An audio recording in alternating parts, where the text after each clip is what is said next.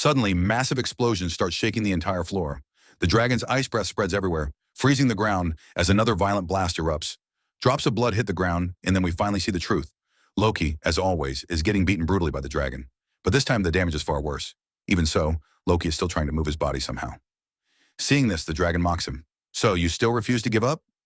Fight me all you want, but it won't change anything. Hearing these words, Loki begins imagining things. He sees all his friends dead, their hands reaching out to him, as if pulling him toward them. He can't tell if they're dragging him down with them or pleading. Their faces appear close to his, saying, Loki, you must do this for us. We all gave our lives climbing this tower. You are our last hope. You cannot die here. All these memories flood Loki's mind.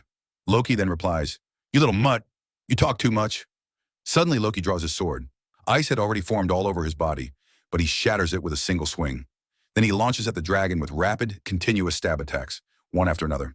The dragon laughs. Is stabbing all you can do with that sword? Did you never learn anything else? You should just surrender. You'll never defeat me with such a pathetic technique. Loki then starts narrating his past. He explains that he began climbing the tower much later than everyone else. Because of this, he missed out on all the basic skills and hidden classes. They had already been taken by other players long ago. With nothing left for him, he stopped caring about acquiring skills and focused on only one thing, stabbing.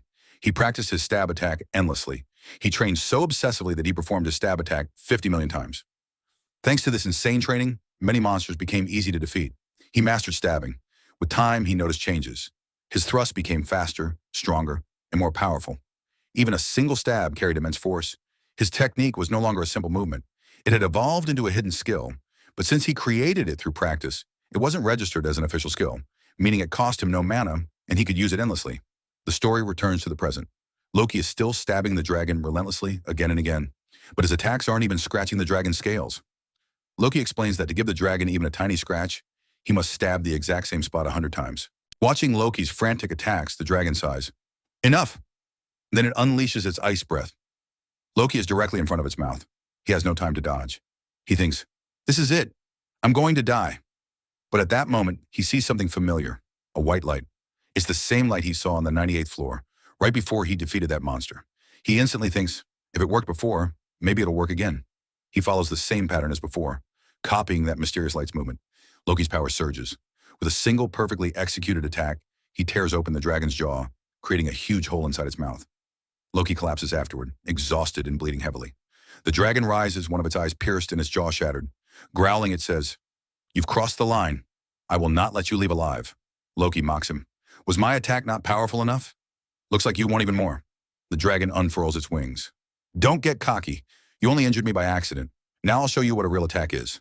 The dragon soars into the sky and unleashes a massive, fully charged ice breath attack. The ground shatters wherever the attack lands. Loki desperately tries to dodge, but parts of his body keep getting hit. Just a single scratch would be enough to kill him in this state.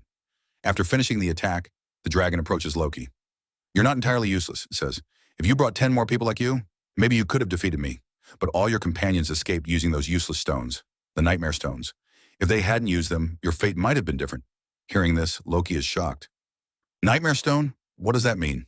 He asks the dragon to explain, but the dragon suddenly attacks again. Loki dodges by, jumping away. The dragon attempts to chase him, but its injuries are too severe. It decides to recover first. The scene shifts. Loki closes the door to the 99th floor behind him, gasping for breath. That dragon almost killed me. Even a small scratch would have ended me. His health bar is nearly empty. He thinks about the dragon's words. Nightmare stone. Why did he call that simple stone a nightmare stone? Something is definitely wrong. Suddenly, the story jumps 5 years into the future. Once again, we see the 99th floor. A huge shadow falls from above. Part of the dragon's body crashes to the ground. Countless notifications appear. He has completed the 99th floor, reached maximum level, and maxed out all his stats. We see Loki sitting on top of the giant dragon's corpse. He finally defeated it after 5 long years. But the dragon is still barely alive. Loki asks, Why did you call that stone a nightmare stone? The dragon replies, You already know the answer. When you move to the next floor, you'll understand what the nightmare stone really is.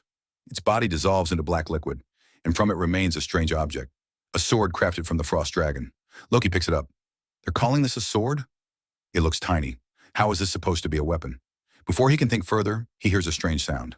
A black mass begins to move in front of him. It grows larger and larger, forming the shape of a gate. Loki stares at it. What is this? This looks like a gate. Numbers appear on top of the gate. 100. Loki says, So, I'm finally going to the last floor. Let's see what kind of monster is waiting for me there. He walks inside. After he enters, the number 100 fades away and new words form. Control room. Loki is about to enter the control room of the entire tower.